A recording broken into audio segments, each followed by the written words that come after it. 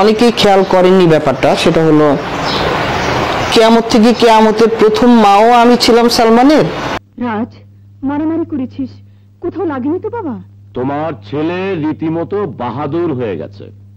আর আনন্দশ্রু ছবিতে সম্ভবত আমি তার শেষ মা ছিলাম।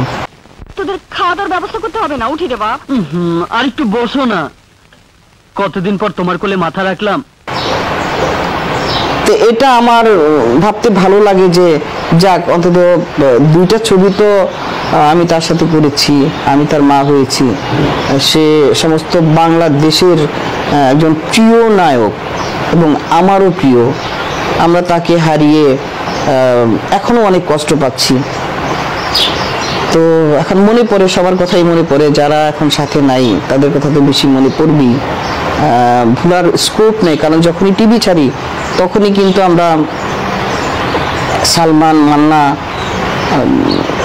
এদের নিয়েই থাকি বলা চলে, সারাক্ষণ এদের ছবি চলে। নায়ক সালমান শাহর কথাই একটু করে বলতে পারবো, সেই মানে ব্যক্তি সালমানের কথা আমি বেশি বলতে পারবো না, যেহেতু বেশি কাজ তার সাথে করা হয়নি। তাকে সেভাবে আমি তার ব্যাপারে কোনো মন্তব্য করার মতো করে আমি কাছে পাইনি যে আমি বলবো। তবে যেটুকু সময় আমি তাকে পেয়েছি, অত্যন্ত চমৎকার একটা ছেলে, যে ফিল্মে আসার পরে ফিল্মের অনেক কিছু চেঞ্জ হয়ে গেছে, স্টাইল ইত্যাদি অনেক কিছু চেঞ্জ হয়ে গেছে, এবং খুব বুঝে শুনে অভিনয় করতেন, বড়দের সম্মান করতেন, যেটা আমিও পেয়েছি।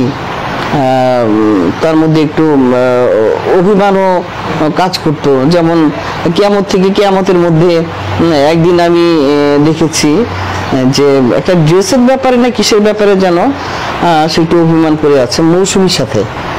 তো কি একটা কথা প্রসঙ্গে পুরো ব্যাপারটা আমি খেয়াল করতে পারিনি, শুধু এইটুকু মনে আছে যে কেউ রাগ করে সোহান ভাইকে উদ্দেশ্য করে বলছিল আমাকে এত কথা বলে, আর এটা পরবা এটা পরবা না, এটা করবা এটা করবা না।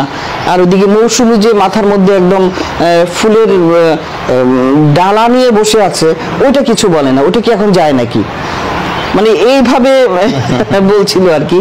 তখন মনে হলো যে সে একটু অভিমানীয়, সে অনেক কিছু খেয়াল করে, তবে খুব বুঝে শুনে অভিনয় করত, খুব পছন্দের ছিল সবার কাছে, এবং সেই পছন্দটা এখনো ফিল করি আমরা যখন তার মৃত্যু দিবস বা জন্মদিন আসে। তখন ব্যাপারে আমার খুব দুঃখ লাগে, সেটা হলো আমাদের প্রয়াত নায়ক সালমান, তার ব্যাপারে অনেক সময় অনেক প্রসঙ্গে কথা ওঠে, জন্মদিন বা মৃত্যু দিবস উপলক্ষে কথা আসে, অনেকে অনেক কথা বলে, সাক্ষাৎকার দেয়, কিন্তু আমার নামটা আমি কখনো কাউকে উচ্চারণ করতে দেখি না।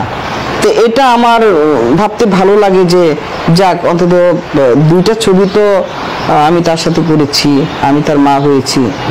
সে সমস্ত বাংলাদেশের একজন প্রিয় নায়ক এবং আমারও প্রিয়। আমরা তাকে হারিয়ে এখনো অনেক কষ্ট পাচ্ছি। তোদের খাওয়া দাওয়ার ব্যবস্থা করতে হবে না, উঠি রে বাপ। আর একটু বসো না, কতদিন পর তোমার কোলে মাথা রাখলাম। এই তো রাজ এসে গেছে, 3 মিনিটের মধ্যে কোনো খবর নেই, টেলিফোনও নেই। আমি তো চলে এলাম অস্থির হয়ে। না মানে আমি